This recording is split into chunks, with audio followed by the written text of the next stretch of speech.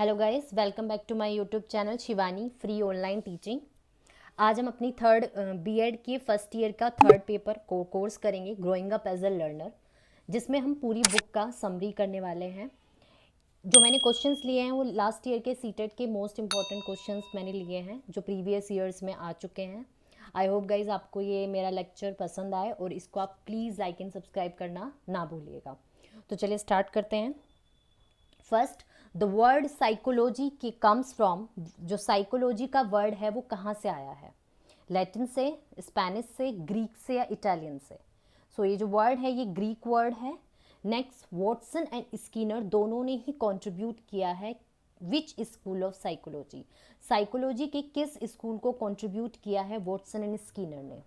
इसको पढ़ने से पहले हम ये बात करते हैं, साइकोलॉजी का जो वर्ड है वो साइकोस प्लस लोजोस से लिया गया है, जिसमें साइको का मतलब होता है साइंस, साइको का मतलब होता है साइंस, और नॉलेज का, लोजोस का मतलब होता है नॉलेज, यानी कि नॉलेज ऑफ साइंस।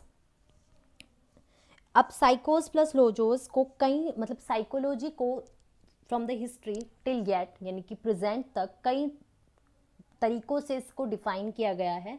जैसे सबसे पहले इसको बोला गया था soul of science, study of soul, यानी कि स्टडी करना सोल की, आत्मा का अध्ययन, साइकोलॉजी को बोला गया था। उसके बाद साइकोलॉजी को बोला गया था study of mind, study of, next इसको स्टडी ऑफ कॉन्शियसनेस बोला गया था, और अब जो करंट में चल रहा है साइकोलॉजी को स्टडी ऑफ बिहेवियर बोला जाता है।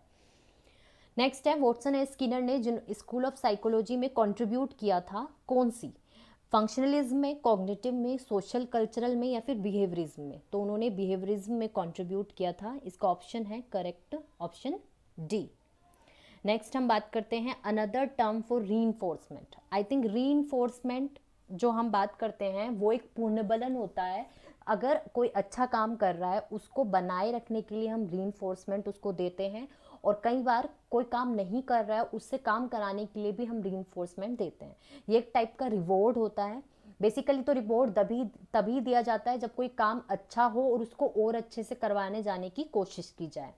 सो इसका करेक्ट आंसर होगा option B.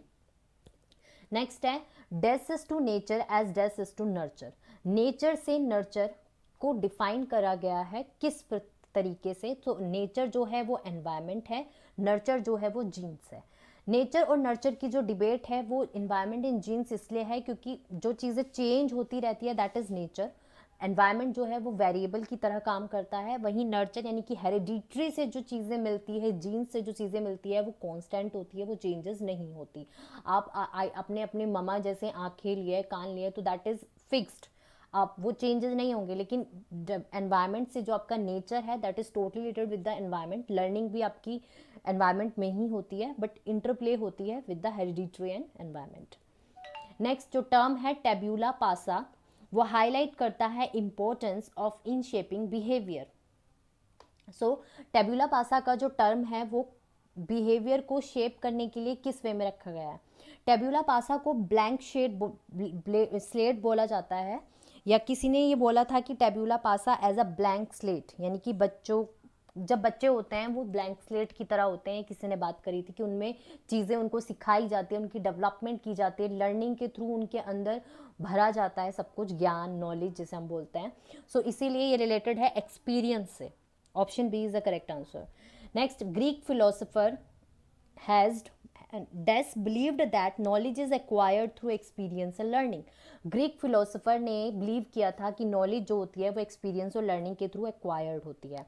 Option A Archimedes, B Rousseau, C Pluto and D is अरस्तु। सो इसका करेक्ट आंसर है अरस्तु, क्योंकि अरस्तु ने ही ये बोला था कि आपकी जो नॉलेज होती है वो एक्वायर्ड होती है through experience and learning. Next, डेस इज टू नेचर एज डेस इज टू नर्चर, ये किससे रिलेटेड है? प्लीनी जो था, Pliny is to nature and Archimedes is to nurture. इसका ऑप्शन है correct option C. Next, intelligence को आप डिफाइन कर सकते हो as knowledge of great many facts. अगर आपको कई फैक्ट्स की नॉलेज है या ज्ञान है सो आप में इंटेलिजेंसी है। ऐसा नहीं है, इसलिए करेक्ट नहीं है। नेक्स्ट, गेटिंग, अगर आपको अच्छे ग्रेड्स मिल रहे हैं स्कूल में, आप इंटेलिजेंट है, दैट इज़ नॉट, क्योंकि कई बार इमिटेटिंग और किसी की इमिटेशन पावर अच्छी होती है, कोई क्रैमिंग अच्छी करता है तो उस वजह से उसके गुड ग्रेड्स आ जाते हैं, बट उस जो इंटेलिजेंस से कई बार चीटिंग करके भी बच्चे गुड ग्रेड्स ले आते हैं, so that is not intelligence. Intelligence आप अब्स्ट्रैक्टली थिंक कर पा रहे हो और एक्सपीरियंसेस से लर्न कर पा रहे हो, तो वो आपकी बुद्धि है, इंटेलिजेंसी है, इसलिए इसका करेक्ट आंसर है ऑप्शन सी। गाइज, अगर आपको मेरा ये चैनल वीडियो पसंद आए तो प्लीज़ लाइक एंड सब्सक्राइब करना ना भूलिएगा।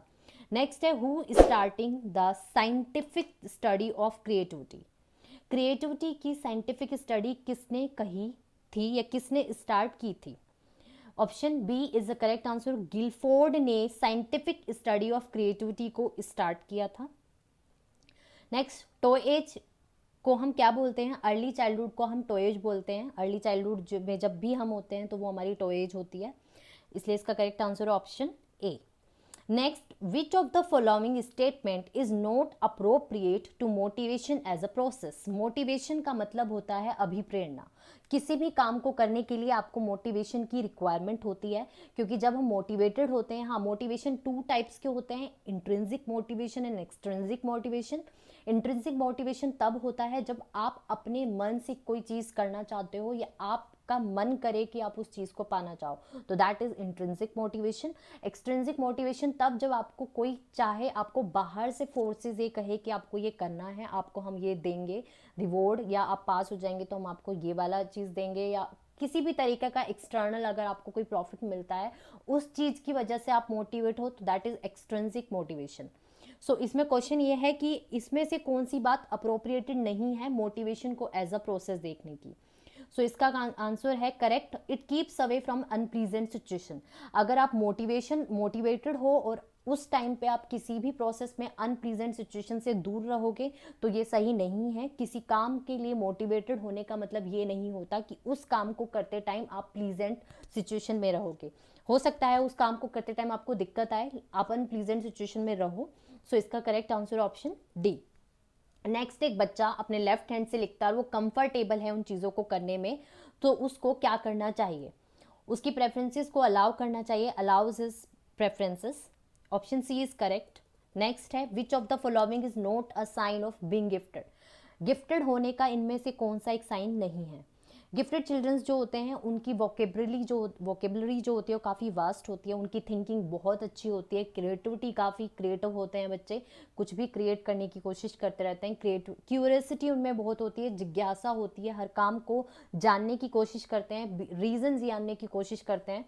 जो नहीं होता है गिफ्टेड चिल्ड्रंस में या गिफ्टेड स्टूडेंट्स में, वो होती है एबिलिटी, वो जो साइन है वो है peer relationship, poor relationship peers, अपने सहयोगियों के, सहकर्मियों, अपने कलीग्स के साथ, पीयर्स के साथ, पीयर ग्रुप के साथ अगर पुअर रिलेशनशिप आप मेंटेन कर रहे हो, आप इंटेलिजेंट हो या गिफ्टेड चिल्ड्रन में आते हो, ऐसा नहीं होता है, इसलिए इसका correct answer option C. Next, which indicate the change in quality और कैरेक्टर ऑफ अ चाइल्ड। क्या इंडिकेट करता है change in character of a child? Development. Option B is correct. Next है, single factor theory of intelligence was given by. इनमें से single factor theory of intelligence किसने दी है? Option A is the correct answer, Alfred Binet ने single factor theory of intelligence दी है। Next, who is the father of theory of multiple intelligence. Multiple intelligence का जो theory है वो किसने दी है? Who is the father of theory of multiple intelligence? तो इसका correct answer option A, Gardner. अगर हम बात करें वाइगोस्की की, तो वाइगोस्की ने सोशियो कल्चरल थ्योरी दी है, पियाजे ने कॉग्निटिव डेवलपमेंट थ्योरी दी है, एंड बर्नर ने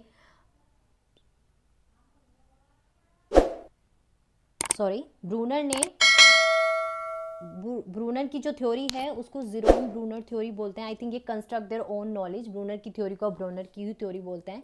नेक्स्ट है, who gives more stress to the philosophy of social constructivism. सबसे ज़्यादा स्ट्रेस किसने दिया था फिलोसफी ऑफ सोशल कंस्ट्रक्टिविज्म को? वाइगोस्की ने। Option C is the correct answer. Next, learning depend करती है ऑन कॉग्निटिव डेवलपमेंट। हमेशा लर्निंग जो होती है वो आपकी संज्ञानात्मकता विकास पे डिपेंड करती है। Next, the best place of social development. एक 12 साल के बच्चे के लिए सोशल डेवलपमेंट का सबसे अच्छा प्लेस कौन सा होगा? प्लेग्राउंड सबसे अच्छा प्लेस होता है। प्राइमरी सोशलाइजेशन जो होता है एक बच्चे का उसकी फैमिली में होता है, वो उस टाइम पे जो सोशलाइजेशन होता है वो एक्टिव सोशलाइजेशन होता है। जब भी आप फिजिकली किसी से इंट्रैक्शन करते हो तो that is social, active socialization हो रहा होता है उस टाइम पे आपका। नेक्स्ट है IQ स्कोर आर जनरली को रिलेटेड विथ अकेडमिक परफॉर्मेंस। सो इसका करेक्ट आंसर होगा IQ जो होती है वो जनरली हाईली कोरिलेटेड होती है आपकी अकेडमिक परफॉर्मेंस से। नेक्स्ट है आपका question, nature of childrens are imitative. बच्चों का जो नेचर होता है वो इमिटेटिव होता है। बच्चे जो सीखते हैं वो आपको करके सीखते हैं, जैसा आप करोगे वैसा बच्चे करेंगे। दैट्स वाई उनका जो नेचर होता है वो इमिटेटिव होता है, कंस्ट्रक्टिव नहीं होता है। वो खुद से कुछ भी नहीं करते हैं, अपने आप से आइडिया नहीं लगाने लगते हैं। वो उनका खुद का जैसे कह सकते हैं उनकी खुद की थ्योरीज वो नहीं बनाते हैं, खुद से इमेजिनेटिव नहीं होते हैं, इमेजिन नहीं करते कुछ भी, और डिस्ट्रक्टिव भी नहीं होते, वो इमिटेटिव होते हैं। इसलिए इसका correct answer option A. Next है हमारा गिफ्टेड स्टूडेंट्स आर। इनमें से कौन से गिफ्टेड स्टूडेंट्स हैं? गिफ्टेड स्टूडेंट्स जो होते हैं वो अपने जजमेंट्स में इंडिपेंडेंट होते हैं, इंट्रोवर्ट नहीं होते हैं नेचर में, टीचर्स के ऊपर इंडिपेंडेंट नहीं होते हैं, non assertive of their needs भी नहीं होते हैं। Next, This is the capacity to acquire and apply knowledge. Intelligence is the capacity to acquire and apply knowledge is the correct answer. बुद्धि एक क्षमता है जिससे आप अपनी नॉलेज को एक्वायर कर पाते हो और अप्लाई भी कर पाते हो। नेक्स्ट, क्रिएटिव चिल्ड्रन का साइन कौन सा है इनमें से? Option A intelligence, B good behaviour, C creativity and D is good memory. So option C is correct answer, creativity. Creative बच्चे ही क्रिएटिविटी का साइन देते हैं। Which one of the following is example of fine motor skills? Writing is, option D is the correct answer. Writing जो है वो fine motor skills का example है। कैसे? हमारा जो होता है structure, gross motor skills to fine motor skills हम जाते हैं। ग्रोस मोटर स्किल्स में हमारी जो मसल्स होती हैं वो सारी एक साथ काम करती हैं, सेपरेटली काम नहीं करती, और ग्रोसली काम करती है फुली, मतलब जॉइंटली। जैसे छोटे बच्चे होते हैं वो सरक सरक कर किसी जगह पर जाते हैं, उनका हेड, लेग, सारी चीज़ें एक साथ मूव करती हैं, उनकी फिंगर्स नहीं मूव करती, उनका पूरा हैंड जो होता है, मतलब पूरा बॉडी उनका मूव करता है। इसलिए छोटे बच्चे सरक के कहीं जाते हैं, ट्राई करते हैं तो पूरा बैलेंस नहीं बन पाता उनका, क्योंकि उनकी जो ग्रोस मोटर स्किल्स उनकी काम कर रही होती है। जब वो फाइन मोटर स्किल्स में आ जाते हैं तो उनकी मसल्स जो होती हैं वो पार्ट्स में डिवाइडेड हो जाती हैं इनटू स्मॉल पार्ट्स, और वो वर्क करती है सेपरेटली, जॉइंटली नहीं। इसलिए ग्रोस मोटर स्किल्स टू हम फाइन मोटर स्किल्स जाने के बाद, ग्रोस मोटर स्किल्स में हमारी सारी स्किल्स, मतलब सारी बॉडी काम करती है एक साथ, लेकिन फाइन मोटर स्किल्स में हमारे पार्ट्स काम कर रहे हैं। जैसे फिंगर्स काम कर रही है राइटिंग में, तो that is fine motor skills example. Next है, a group of students are found to be harassing. मतलब एक जो बच्चों का जो ग्रुप है वो दूसरे बच्चों को परेशान कर रहा है, किसी बच्चे को परेशान कर रहा है, तो उस पर आपका क्या रिएक्शन होगा एज अ टीचर? आप हर बच्चे को काउंसलिंग करोगे, इंडिविजुअली समझाओगे कि आपको ऐसा नहीं करना चाहिए। नेक्स्ट, स्कीमा का क्या मतलब होता है? स्कीमा का मतलब होता है चंक ऑफ नॉलेज, यानी पैकेट्स ऑफ इंफॉर्मेशन जो लॉन्ग टर्म मेमोरी में ऑर्गेनाइज्ड होते हैं। इसलिए इसका correct answer option C. Next, कितनी स्टेजेस होती हैं कॉग्निटिव डेवलपमेंट की, जो रिकमेंड की है पियाजे ने? पियाजे ने कॉग्निटिव डेवलपमेंट थ्योरी दी है। मैंने सेपरेटली हर थ्योरी की लेक्चर्स बनाए हैं, वीडियो बनाई है, आप देख लीजिएगा। अगर आपको पसंद आए तो प्लीज़ लाइक एंड सब्सक्राइब करना ना भूलेगा। How many stages of cognitive development पे थे हम? तो किसने जो ये रिकमेंड की है पियाजे ने, इनमें कितनी स्टेजेस थी? 4 स्टेजेस थी। इसलिए इसका correct answer option C. Next question है, to cater to individual differences को समझने के लिए या कैटर करने के लिए क्लासरूम में टीचर को क्या करना चाहिए? एक यूनिफॉर्म और एक standard way of teaching and curriculum या असेसमेंट होना चाहिए। डिफरेंस मतलब एक तरीके से पूरा कंस्ट्रक्टिवली या एक साथ काम करना है, डिफरेंटली स्कैटर्ड पार्ट में नहीं करना। जैसे बच्चों को सेग्रीगेट नहीं करना है लेबल रखकर, या उनको डायलॉग में इंगेज नहीं करना है जहाँ पे आप वैल्यूज़ और उनके पर्सपेक्टिव के बारे में समझें। नेक्स्ट, उन पे स्ट्रिक्ट रूल्स भी इम्पोज नहीं करने हैं। इसलिए इसका correct answer option B. Next है हमारा, एक बच्चे को सुनने में प्रॉब्लम है, हियरिंग इम्पेयरमेंट है, तो उस टाइम पे उसको विल नॉट बेनिफिट, उसको बेनिफिट नहीं होगा अगर आप उसको एकेडमिक एजुकेशन प्रोवाइड कर रहे हो, सिर्फ आपको उसको वोकेशनल ट्रेनिंग भी करानी चाहिए। इसलिए इसका correct answer option B. Next, which of the following is a feature of gifted children या गिफ्टेड लर्नर? गिफ्टेड लर्नर का इनमें से कौन सा फीचर है? ये है कि वो अंडर स्टिमुलेटेड फील करता है या बोर्ड हो जाता है जब क्लास की एक्टिविटीज़ उसको चैलेंजेस नहीं करे होते। मतलब लेवल जो होता है, अगर इस नॉर्मल चिल्ड्रंस के साथ, गिफ्टेड चिल्ड्रंस के साथ उनको वो एटमॉस्फेयर या अपने आप को एक्सप्लोर करने का एनवायरनमेंट नहीं मिल रहा है, तो दे फील, उनको बोरिंग फीलिंग होने लगती है इन क्लास। नेक्स्ट है, एक बच्चा क्रो को उड़ता हुआ देखता है विंडो के पास से, तो कहता है एक बर्ड, अ बर्ड। तो उसको इसमें मतलब बच्चे की कौन सी थिंकिंग सजेस्ट हो रही है?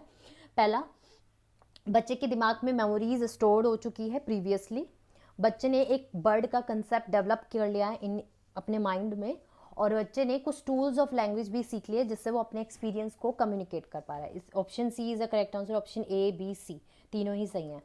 नेक्स्ट है 33, a 6-year-old shows exceptional sporting ability. Both of her parents are sports person, send her for coaching every day and train her own weekends. Her capabilities are most likely to be the result of an interaction between, एक 6 साल का बच्चे में sporting abilities है, उसके दोनों parents जो मतलब उसके जो पेरेंट्स हैं वो स्पोर्ट्स पर्सन रहे हैं और अब उसको कोचिंग भेज रहे हैं हर दिन ट्रेनिंग के लिए, वो खुद को भी ट्रेन करती है ऑन वीकेंड्स। नेक्स्ट, उसकी कैपेबिलिटीज़ जो है वो सबसे ज़्यादा जो रिजल्ट उसका जो निकलेगा, उसके रिजल्ट कैपेबिलिटीज़ का जो रिजल्ट आएगा, यानी कि अगर वो स्पोर्ट्स पर्सन बनती है तो उसका जो इंट्रैक्शन किस बिकॉज ऑफ किसकी वजह से वो बनी है?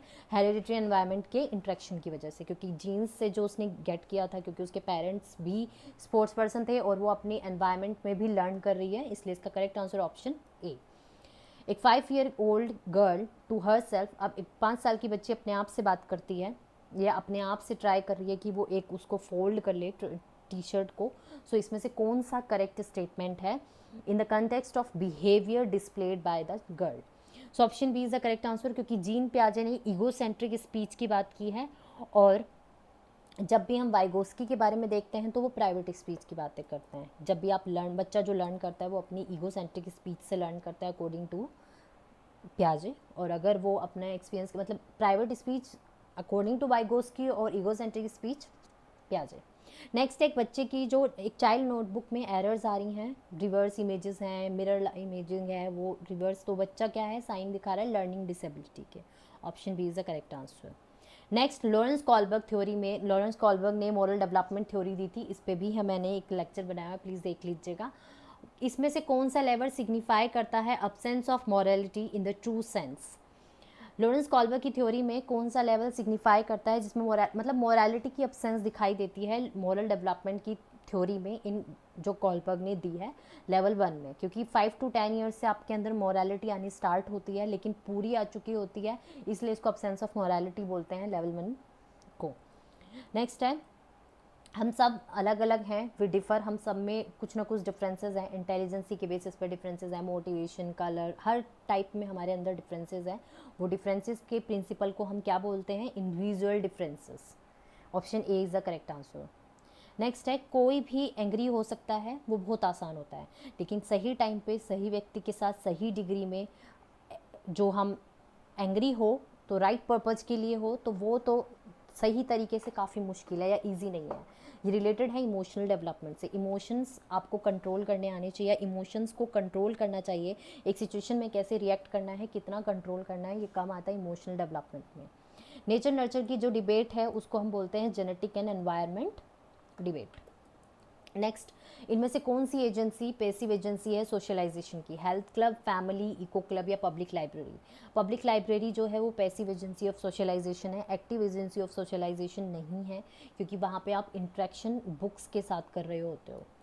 नेक्स्ट है हमारी, which of the following stages are involve when infants think? अब अगर एक बच्चा अपने सेंसेस के थ्रू सीख रहा है तो उसमें जो स्टेजेस हैं ये कौन सी स्टेज में आता है? ये पियाजे ने कॉग्निटिव डेवलपमेंट थ्योरी दी है, उसकी first stage sensory motor stage में बच्चा अपनी सेंसेस के थ्रू सीखता है, इसलिए करेक्ट आंसर है ऑप्शन सी। नेक्स्ट है ऑप्शन 42, रिया एग्री नहीं करती ऋषभ के साथ, Riya does not agree with Rishabh about setting up a class picnic. वो ये सोचती है कि रूल्स को रिवाइज किया जा सकता है टू शूट द मेजोरिटी। ये जो पीयर डिसएग्रीमेंट है ये अकॉर्डिंग टू पियाजे क्या है? ये मोरालिटी ऑफ कॉपरेशन है। नेक्स्ट है हमारा option D is the correct answer, morality of cooperation. Next, which one of the following is a form of Sternberg triarchic theory of intelligence? Triarchic theory of intelligence Sternberg की कौन सी form में है? इनमें से कौन सी form जो है वो इस चीज़ की है? Practical intelligence is the form of Sternberg triarchic theory of intelligence, तो इसका correct answer option A. Next 44 question, cognitive development is supported by? Cognitive development संज्ञानात्मक विकास होता है जिसमें आप मेंटली अपना जो कॉग्निटिव यूज़ करते हो, अपना दिमाग का यूज़ करते हो, तो इसीलिए अगर आपको एक वरिड और रिच एनवायरनमेंट प्रोवाइड किया जा रहा है तो आपकी कॉग्निटिव डेवलपमेंट सपोर्टेड होगी। या आपका कॉग्निटिव डेवलपमेंट अच्छी होगी। नेक्स्ट है, जिस पहला इंटेलिजेंस टेस्ट किसने डेवलप किया था, रॉबर्ट स्टर्नबर्ग ने। सो इसका ऑप्शन है correct option D.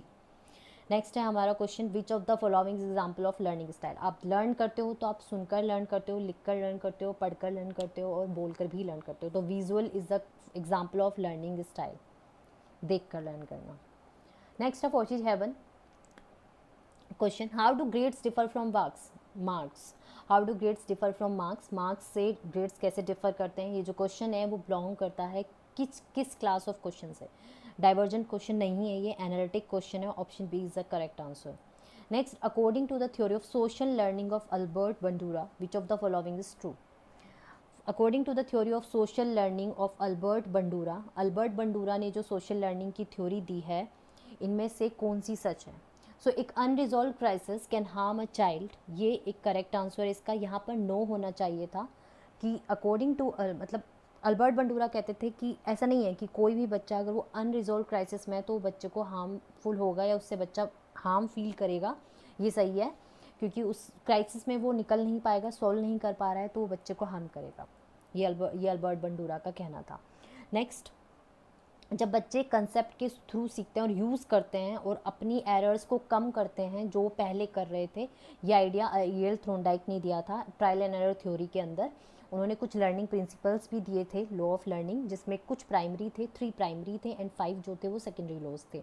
Law of readiness, law of exercise and law of effect जो थे वो प्राइमरी लॉज थे, काफ़ी इंपॉर्टेंट है। बाकी के इन्होंने सेकेंडरी लॉ में डाले थे 5। ईएल थ्रोनडाइक यानी कि एडवर्ड ली थ्रोनडाइक कहते थे कि अगर प्रैक्टिस से और किसी कंसेप्ट को लर्न करने में आपकी जो एरर्स होती है वो एक पॉइंट पे जाके ख़त्म हो जाती है।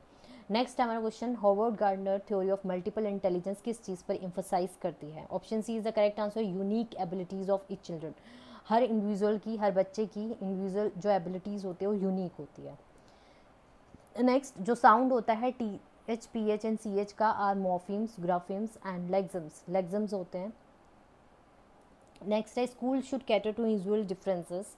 स्कूल जो होता है वो इंडिविजुअल डिफरेंसेस को कैटर करना चाहिए, उनको समझना चाहिए कि बच्चे किस चीज़ को, मतलब वाई स्टूडेंट्स आर एबल और अनेबल टू लर्न, कि क्यों बच्चे सीख नहीं पा रहे हैं और क्यों बच्चे अच्छा सीख रहे हैं। इस चीज़ को समझने के लिए आपको इंडिविजुअल डिफरेंसेस को मेंटेन करके रखना है या उसको भी ध्यान में रख कर ही आपको किसी चीज़ को सिखाना है। नेक्स्ट है readiness for learning of 53। Readiness for learning refers to present cognitive level of students in the learning. मतलब आप अगर आपकी तत्परता है लर्निंग में तभी आप अच्छा सीख पाते हैं। अगर आप तत्पर ही नहीं है, मतलब अगर आपका मन ही नहीं है कुछ सीखने का, तो आप उसमें बिल्कुल भी अच्छा नहीं कर पाओगे या सीख ही उस चीज़ को नहीं पाओगे। नेक्स्ट, सीमा जो है वो स्कोर A+ ग्रेड करना चाहती थी इन एग्जामिनेशन। जैसे ही उसने एग्जामिनेशन हॉल में एंटर किया एंड द एग्जामिनेशन बिगिन, वो एक्सट्रीमली नर्वस हो गई, उसके जो पैर थे वो ठंडे पड़ गए, उसका heart start pounding and she is unable to answer properly. ये प्राइमरी रीज़न इसका क्या है, इसका प्राइमरी रीज़न ये है कि उसके एक इमोशनल आउटबर्स्ट हुआ है, सडन इमोशनल आउटबर्स्ट हुआ है उसका, जिससे वो डील नहीं कर पा रही है।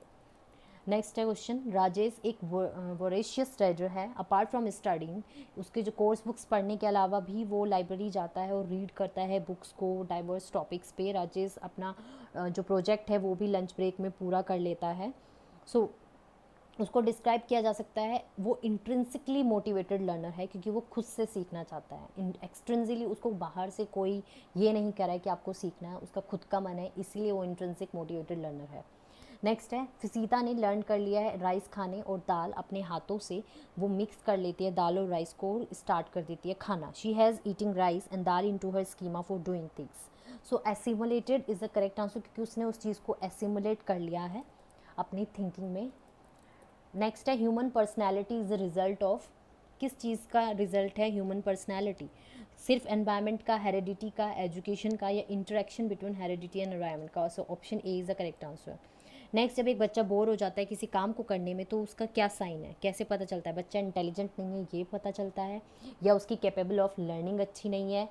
वो child needs to be discipline, उस बच्चे को डिसिप्लिन में रखना चाहिए, नहीं। द टास्क में हैव, मतलब जो टास्क उसको दिया गया था वो रिपीटेटिव हो रहा है, उस दोबारा दोबारा कराया जा रहा है तो बोरिंग फील कर रहा है, उसको अब उस चीज़ में इंटरेस्ट नहीं है रहा, क्योंकि वो उस चीज़ को बार बार कर रहा है। Next, a teacher use a text and some picture of fruits and vegetable and hold discussion with her students. The students link the detail with their previous knowledge and learn the concept of nutrition. So basically हम जब भी skills करते हैं तो introductory skills में हम यही देखते हैं बच्चे की प्रीवियस नॉलेज से कनेक्ट करके हम उसको नई नॉलेज देते हैं। यहाँ पे भी कंस्ट्रक्शन ऑफ नॉलेज हो रही है क्योंकि यहाँ पे उसने कुछ पिक्चर्स दिखाई है, प्रीवियस नॉलेज से बच्चे कनेक्ट करने की कोशिश कर रहे हैं, उनको फिर न्यूट्रिशन का कंसेप्ट अच्छे से समझ आ गया। Option C is the correct answer, construction of knowledge. Next, बच्चे जो हैं वो रोना स्टार्ट कर देते हैं जब वो अपनी उनकी जो ग्रैंड मदर है उनको गोद में ले लेती है उनकी मम्मा की गोद से। सो बच्चे क्यों रोना स्टार्ट करते हैं? क्योंकि उसमें उनके अंदर इमोशनल एंजाइटी आ जाती है। इमोशनल एंजाइटी के कारण ही बच्चे जो होते हैं वो अपनी माँ की गोद से दूसरे की गोद के में जाते टाइम रोते हैं। Next, which of the following is objective question, इनमें से कौन सा ऑब्जेक्टिव क्वेश्चन है? Option B is the correct answer, true और फॉल्स। ऑप्शन बी एक ऑब्जेक्टिव क्वेश्चन है। नेक्स्ट, जब एक बच्चा फेल होता है तो इसका क्या कारण होता है? बच्चा जो है वो प्राइवेट ट्यूशन ले रहा है, इसका ये नहीं है, गलत है। बच्चा अपनी स्टडीज़ में फ़िट नहीं है, ये भी गलत है। बच्चा अच्छे से आंसर मेमोराइज़ नहीं कर पाता है, ये भी गलत है, क्योंकि बच्चे को चीज़ें समझनी चाहिए, मेमोराइज़ या इमिटेटिव या रिपीट क्रैमिंग नहीं करनी चाहिए चीज़ों की। सो आंसर सिस्टम फेल हो चुका है, बिकॉज उसको जो पढ़ाने के लिए उसकी जो लर्निंग थी वो अच्छी कैसे बने ये ज़्यादा फोकस रखना चाहिए। सो इसीलिए इसका करेक्ट आंसर होगा option B. Next, according to Kohlberg, a teacher can instil moral values in children. Kohlberg के हिसाब से एक बच्चे में मॉरल वैल्यूज़ को कैसे रखा जा सकता है, कैसे उसके अंदर मॉरल वैल्यूज़ डेवलप की जा सकती है? उनके साथ मॉरल इश्यूज़ पे डिस्कशन करके, आप उसको मॉरल स्टोरीज सुनाकर मॉरल इश्यूज़ पे उनके साथ डिस्कस करके उनको उनके अंदर मॉरल वैल्यूज़ को इंस्टिल कर सकते हो और डाल सकते हो, इसलिए इसका correct answer option B. Next, socialization का मतलब होता है अगर आप सोसाइटी में अच्छे से एडजस्टमेंट कर पा रहे हो तो that is the meaning of socialization. Next question, thought not only determine language but also proceed it. विचारों पर जो ज़्यादा ध्यान देते थे वो जीन प्याजे देते थे, वहीं मतलब कहते थे कि पहले विचार आते हैं फिर भाषा आती है। वहीं वाइगोस्की का कहना था कि पहले भाषा आती है फिर विचार आते हैं, इसलिए इसका करेक्ट आंसर होगा जीन प्याजे। लेकिन अगर यहाँ पे लिखा होता कि लैंग्वेज डिटरमाइन द थॉट्स, सो यहाँ पे जीन प्याजे वाइगोस्की होता आंसर। नेक्स्ट, हेंस का जो डिलेमा है वो सबसे ज़्यादा डिस्क्राइब किसने किया है, किस थ्योरी में किया गया है? कॉलबर्ग की थ्योरी में हेंस का डिलेमा डिस्क्राइब किया गया है। नेक्स्ट, प्याजे ने प्रपोज की थी प्री ऑपरेशनल चिल्ड्रंस जो होते हैं वो अनेबल होते हैं टू कंसर्व। ये कौन सा फैक्टर है जो उनकी इस एबिलिटी को एट्रीब्यूट करता है? Option B is the correct answer, irreversibility of thoughts. Reversibility कर पाते हैं वो थॉट्स की, ये जो है ये अनेबल हो जाता है कंजर्व करना चीज़ों को। डेवलपमेंट स्टार्ट होती है स्टेज ऑफ इन्फेंसी से, प्री चाइल्डहुड स्टेज से, पोस्ट चाइल्डहुड स्टेज से या प्री नटल स्टेज से? प्री नटल स्टेज से ही डेवलपमेंट स्टार्ट हो जाती है, विकास होना आपकी प्री नटल स्टेज से ही हो जाता है। नेक्स्ट, इंडिविजुअल लर्नर्स जो होते हैं वो अपनी मिस्टेक से सीख सकते हैं, ये स्टेटमेंट किस लर्निंग थ्योरी में है? ट्रायल एंड एरर थ्योरी बताती है कि इंडिविजुअल जो होते हैं वो अपने लर्नर्स जो अपनी मिस्टेक से सीखते हैं, इसलिए correct answer option C. Next, at the pre primary stage पे जोर जोर से पढ़ना और लिखना इंपॉर्टेंस क्यों है? क्योंकि उस टाइम पे ये थ्योरी ऑफ कंडीशनिंग बनाई जाती है, कंडीशनिंग बनाई जाती है बिटवीन दी, आप जोर जोर से बोलकर चीज़ों को सुनते हो। सो कंडीशनिंग का जो थ्योरी है, ऑपरेंट कंडीशनिंग थ्योरी अलग है, क्लासिकल कंडीशनिंग थ्योरी अलग है। क्लासिकल कंडीशनिंग थ्योरी उसने दी है, क्लासिकल कंडीशनिंग थ्योरी और ऑपरेंट कंडीशनिंग थ्योरी स्किनर ने दी है और क्लासिकल कंडीशनिंग थ्योरी पैवलव ने दी है। नेक्स्ट है हमारी, एक नॉर्मल जाइगोट में number of chromosome in pair is 23 23 का पेयर होता है। In normal zygote number of chromosomes जो होते हैं पेयर में वो 23 होते हैं। चिल्ड्रंस, नेक्स्ट है, children are born unruly and need to be civilized by the society, are as a gift of God mean to be worshipped, are influenced by the social and cultural context या grown up. जिस भी social और cultural context में वो grow करते हैं वो उसको इन्फ्लुएंस करते हैं, इसलिए करेक्ट आंसर हो option C. Third, next, cephalocaudal principle जो होता है डेवलपमेंट का वो कैसे एक्सप्लेन करता है डेवलपमेंट को? डेवलपमेंट कहाँ से कहाँ तक प्रोसीड करती है अकॉर्डिंग टू सेफालोदुकल प्रिंसिपल? सो इसका है हेड टू टोए आती है सेफालोदुकल प्रिंसिपल, और अगर हम प्रॉक्सिमो डिस्टल प्रिंसिपल की बात करें तो वो सेंटर टू प्रॉक्सिमिटी आती है। नेक्स्ट है हमारा, which of the following is stage of moral development propose? Lawrence Kohlberg ने स्टेज दी है मोरल डेवलपमेंट की, इनमें इनमें से कौन सी स्टेज है moral development theory of Lawrence Kohlberg? So social contract orientation जो है वो लॉरेंस कॉलबर्ग डेवलपमेंट जो थ्योरी दी है मोरल डेवलपमेंट थ्योरी कॉलबर्ग ने, उनके अंदर आती है। कंक्रीट ऑपरेशनल स्टेज प्याजे की कॉग्निटिव डेवलपमेंट थ्योरी की है।